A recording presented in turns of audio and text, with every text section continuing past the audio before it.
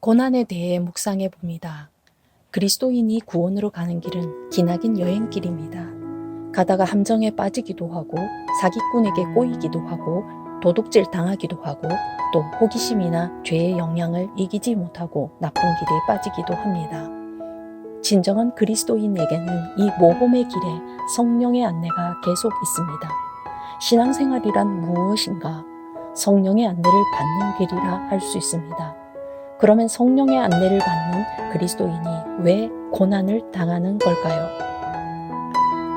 첫 번째, 우리의 죄를 참수하고 공격하는 마귀가 고난을 줍니다. 야고보서 1장 15절 욕심이 잉태한 즉 죄를 낳고 죄가 장성한 즉 사망을 낳느니라. 로마서 6장 23절 죄의 싹은 사망이요 하나님의 은사는 그리스도 예수 우리 주 안에 있는 영생이니라. 인간에게 가장 큰 고난은 죽음입니다. 인간은 원래 생명으로 창조되었지만 죄로 말미암아 정령 죽게 되었고 사단의 권세는 죄를 참수하고 공격할 합법적 권리를 얻습니다.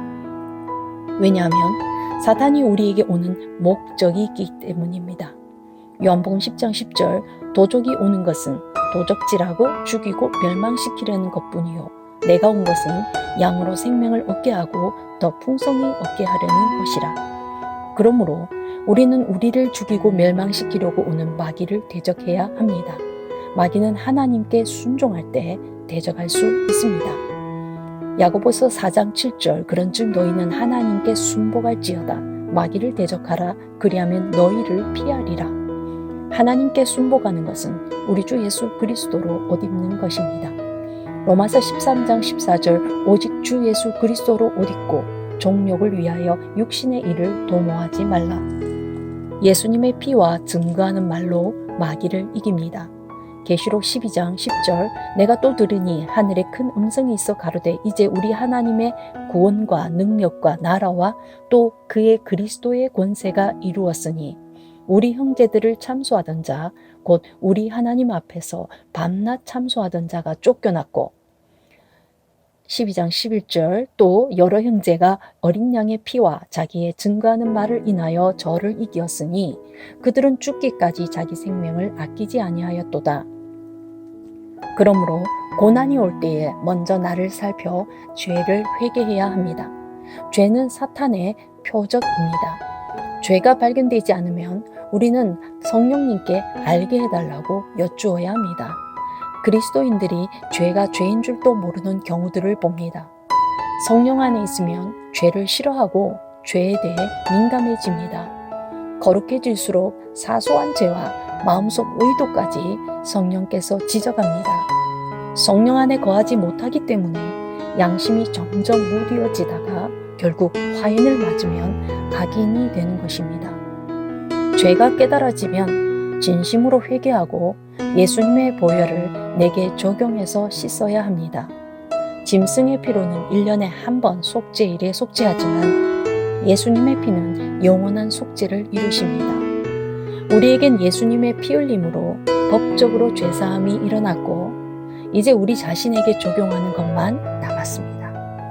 적용이라 함은 회개하며 예수님의 피를 믿음으로 자신에게 뿌리는 것입니다. 요일 1장 7절 저가 빛 가운데 계신 것 같이 우리도 빛 가운데 행하면 우리가 서로 사귐이 있고 그 아들 예수의 피가 우리의 모든 죄에서 깨끗하게 하실 것이요. 히브리서 9장 12절 염소와 송아지의 피로 아니하고 오직 자기 피로 영원한 속죄를 이루사 단번에 성소에 들어가셨느니라. 9장 13절 염소와 황소의 피와 및 암송아지의 죄로 부정한 자에게 뿌려 그 육체를 정결케 하여 거룩케 하거든. 14절 하물며 영원하신 성령으로 말미암아 흠없는 자기를 하나님께 드린 그리스도의 피가 어찌 너희 양심으로 죽은 행실에서 깨끗하게 하고 살아계신 하나님을 섬기게 못하겠느뇨. 여기서 적용이 중요합니다. 미국의 남북전쟁의 승리로 노예 해방이 되었을 때에 남부에는 비록 국법으로 노예 해방이 되었을지라도 주인집을 떠나는 게 두려워서 살 길이 막막해서 또는 소식을 듣지 못해서 그대로 노예의 삶을 산 사람들이 있었다고 합니다. 흑인 노예는 법적으로 해방되었죠. 그런데 흑인이 자신의 삶에 적용하지 않았을 때에 노예의 삶을 계속 살아갔습니다. 예수님은 스스로 속죄의 피를 뿌림으로써 법적으로 예수님의 뿌린 피를 믿는 자들에게는 죄사함이 공포되었습니다. 그런데 그것을 믿지 않는 사람들은 예수님과 아무 상관이 없고 여전히 죄 가운데 살아갑니다. 출애굽기 20장 5절 그것들에게 절하지 말며 그것들을 섬기지 말라. 나 여호와 너의 하나님은 질투하는 하나님인즉 나를 미워하는 자의 죄를 갚되 아비로부터 아들에게로 3, 4대까지 이르게 하거니와. 저주가 3, 4대까지 이를지라도 새 언약에선 예수 그리스도를 적용할 때에 각기 자기 죄악으로만 죽을 것이라는 하나님의 말씀입니다. 예레미야 31장 29절 그때에 그들이 다시는 이르기를 아비가 신 포도를 먹었으므로 아들들의 이가 시다하지 아니하겠고 30절 신 포도를 먹는 자마다 그 이가 신같이 각기 자기 죄악으로만 죽으리라.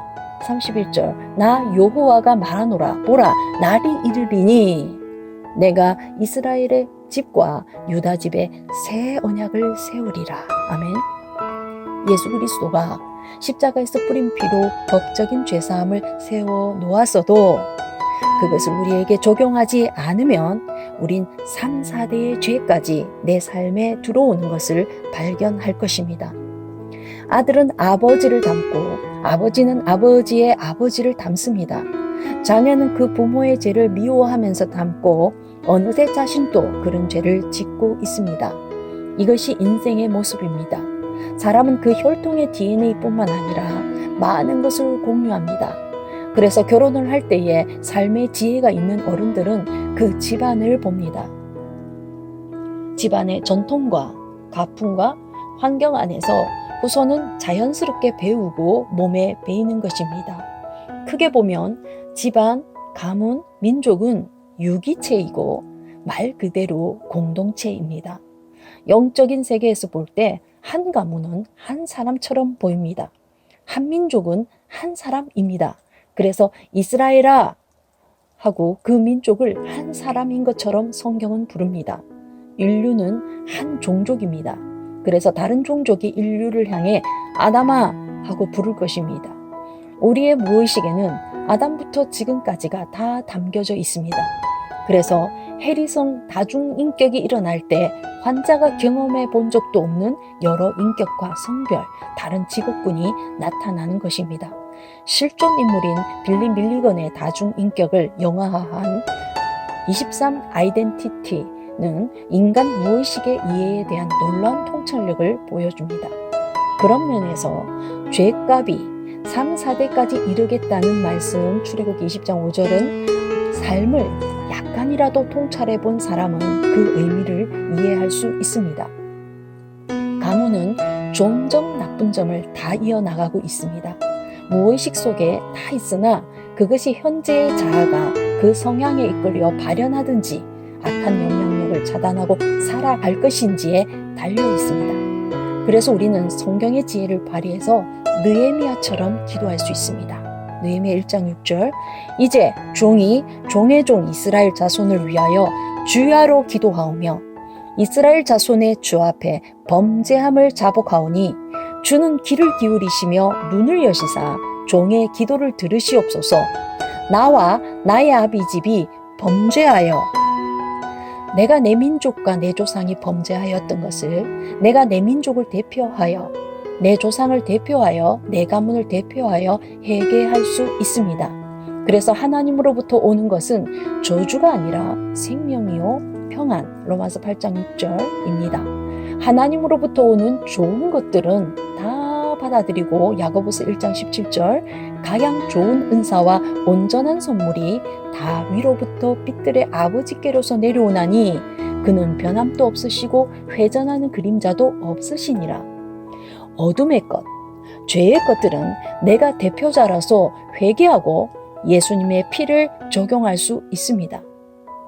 그리고 현세에서 나와 내 자녀에게 영향을 미치지 못하도록 하나님으로부터 오지 않는 모든 것들을 죄의 영향력을 끊어낼 수 있습니다. 나는 믿습니다. 회개는 현재와 미래뿐만 아니라 과거에도 영향을 미침을. 하나님은 창조 세계의 시간에 구속되지 않습니다. 하나님에게 과거, 현재, 미래는 동시에 존재합니다. 3, 4차원 시공간 연속체에 살고 있는 인간과 하나님을 같은 차원으로 생각하지 말아야 합니다. 이사야 55장 8절 여호와의 말씀에 내 생각은 너희 생각과 다르며 내 길은 너희 길과 달라서 나는 이해할 수 없어도 내가 현재에 드려지는 회개와 예수의 보혈을 의지함은 나의 과거와 현재와 미래뿐만 아니라 내 가문과 내 조상의 과거에도 영향을 미친다고 나는 믿습니다. 2000여 년 전에 갈보리에서 예수의 뿌린 피가 인류의 과거, 현재, 미래의 모든 죄를 사하는 능력임을 믿는다면요. 관건은 예수님으로 인한 새 언약이 내 삶의 실제가 되기 위해서는 내게 그 법을 적용해야 합니다. 은행에 2,000억 원이 있어도 그것을 꺼내 쓰지 않는다면 내게 돈이 2,000억 원이 있다는 법적인 증거와 알만 있을 뿐 내 실제 삶은 여전히 가난할 것입니다. 이제 내게 합법으로 인정된 2,000억 원을 꺼내서 써야 할 때입니다. 우리의 법적으로 새로워진 신분을 떠올려 보십시오. 그것을 내게 실제 적용하지 않고 머릿속에만 있다는 것은 내 삶에 엮이는 각종 고통과 고난을 직접적으로 해결해 주지 못합니다. 그리스도의 핏값으로 치러진 법적으로 새로운 신분을 이제 누리십시오. 아멘.